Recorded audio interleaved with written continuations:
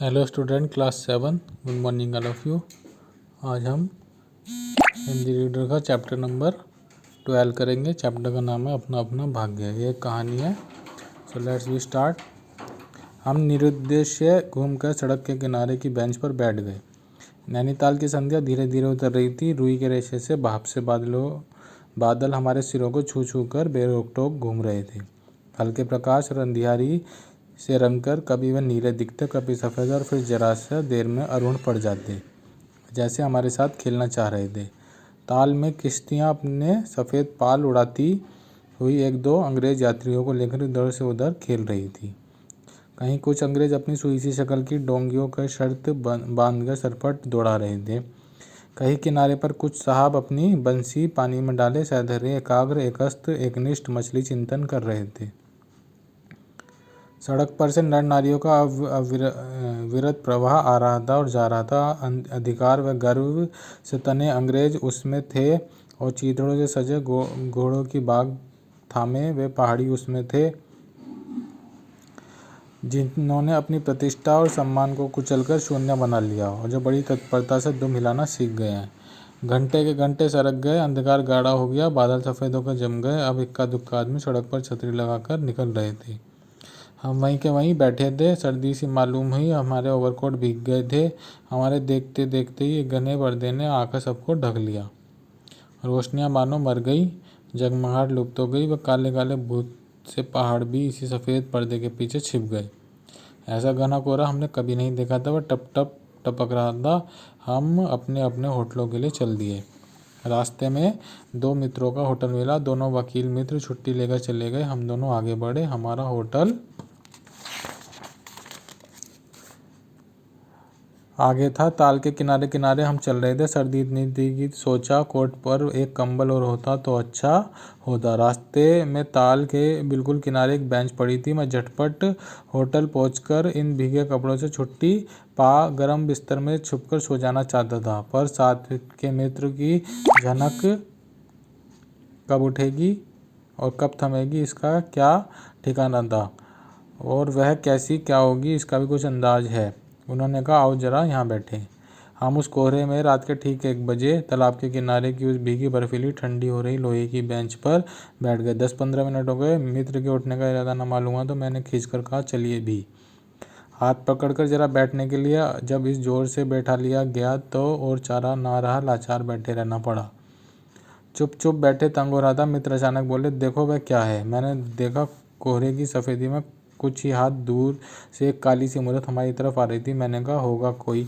3 गज की दूरी से देखा, एक लड़का सिर में बड़े बड़े बालों को खुजलाता हुआ चला रहा है। नंगे पैर, नंगे सर, एक मैली सी कमीज लटकाए है। पास की चुंगी की लालटेन के छोटे से प्रकाश व्रत में देखा कोई 10 बरस का होगा। गोरे रंग का है पर मैल से काला पड़ गया है।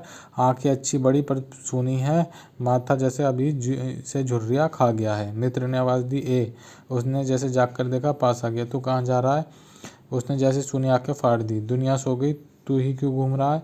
बालक मौन मुँह फिर भी बोलता हुआ चेहरा देख कर खड़ा रहा।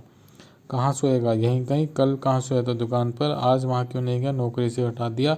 क्या नौकरी थी? सब काम, 1 रुपया और झूठा खाना। फिर नौकरी करेगा? हाँ।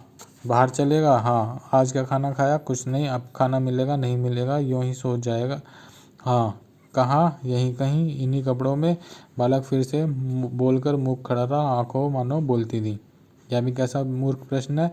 माँ बाप हैं? कहाँ है? 15 कोस दूर गाँव में। तू भाग आया? हाँ। क्यों? मेरे कई छोटे भाई बहन हैं, सो भाग आया। यहाँ वहाँ काम नहीं, रोटी नहीं, बाप भूखा रहता था, मारता था, माँ भूखी रहती थी, रोती रहती थी, सो भाग आया। एक साथी और था, उसी गांव का था, मुझसे बड़ा। दोनों यहाँ साथ है। अब वह अब नहीं है। कहाँ गया? मर गया। इस जरा सी उम्र में ही उसकी मौत से पहचान हो गई। मुझे अचरज हुआ, दर्द हुआ। पूछा, मर गया? हाँ, साहब ने मारा, मर गया। वह साथ चल दिया। लौटकर हम वकील दोस्तों के होटल में पहुँचे। वकील लोग होटल के ऊपर के कमरे से उतर आए। कश्मीरी दोशाला लपेटे थे, मोजे चढ़े, पैरों में चप्पल थी, स्वर में हल्की सी झुंझलाहट थी, कुछ लापरवाही थी। ओह ओह, फिर आप कहिए। आपको नौकर की ज़रूरत थी ना? देखिए, यह लड़का है। कहाँ से लाए इसे आप जानते हैं? जानता हूँ, ये बीमार नहीं हो सकता। अजी ये पहाड़ी बड़े शैतान होते हैं, बच्चे बच्चे में गुन छुपे रहते हैं। आप भी क्या अजीब है, उठा लाए कहाँ से? लो जी, ये नौकर लो। मानिए तो ये लड़का अच्छा निकलेगा। आप भी जी बस खूब है। ऐरे गहरे को नौकर बना लिया जाए तो अगले दिन न जाने क्या क्या लेकर चंपत हो जाए। आप मानते ही नहीं, मैं क्या करूं? माने क्या खाक? आप भी जी अच्छा मजाक करते हैं। अच्छा अब हम सोने जाते हैं। और वे 4 रुपये रोज के किराए वाले कमरे में सजी मसहरी पर झटपट सोने चले गए। वकील साहब के जाने पर होटल के बाहर आकर मित्र ने अपनी जेब में हाथ डालकर कुछ टटोला, पर झट कुछ निराश भाव से हाथ बाहर कर वे मेरी ओर देखने लगे। क्या है? मैंने पूछा। इसे खाने के लिए कुछ देना चाहता था, अंग्रेजी में मित्र ने कहा, मगर 10-10 के नोट हैं। नोट ही शायद मेरे पास हैं, देखूं। सचमुच मेरी जेब में नोट ही थे। हम फिर अंग्रेजी बोलने लगे। लड़के के दांत बीच बीच में खटखटा उठते थे, कड़ाके की सर्दी थी। मित्र ने पूछा तब? मैंने कहा 10 का नोट ही दे दो। सकपक अगर मित्र मेरा मुंह देखने लगे। अरे यार, बजट बिगड़ जाएगा। हृदय में जितनी दया है, पास में उतने पैसे तो नहीं।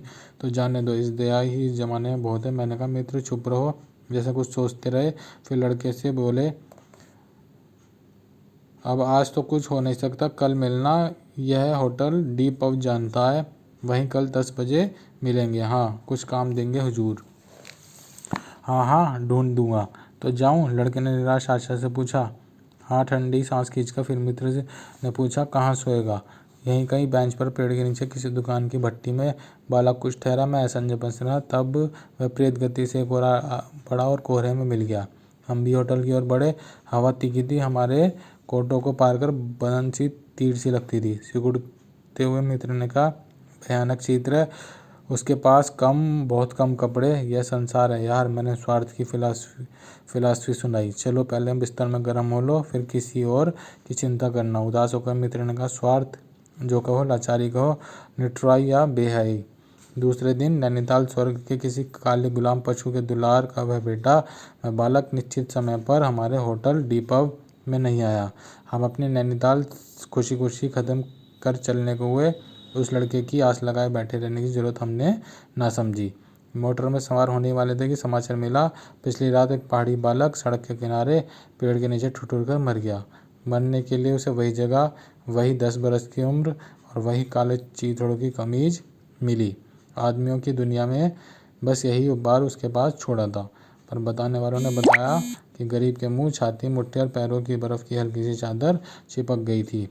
मानो दुनिया की बेहाई ढकने के लिए प्रकृति ने शव के लिए सफ़ेद और ठंडे कफन का प्रबंध कर दिया था। सब सुना और सोचा, अपना अपना भाग्य। इस कहानी से संदेश क्या मिला? हमें हमेशा गरीब बच्चों की सहायता करनी चाहिए।